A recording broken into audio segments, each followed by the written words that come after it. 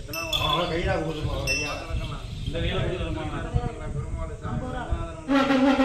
அந்த ரங்கநாதன் வந்து நேரம் பண்ண பாரு அந்த பெருமாள் சாமி வந்து நேரம் தொட்டு கும்பிடுங்க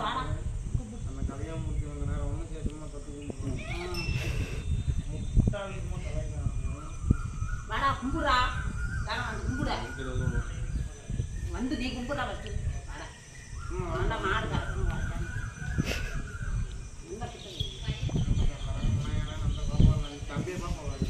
தம்பி தம்பி ஒன்று தொட்டு கொடுத்தானா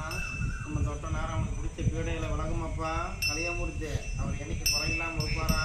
அவர் மாறாத எண்ணமெல்லாம் மாற வைப்பியாப்பா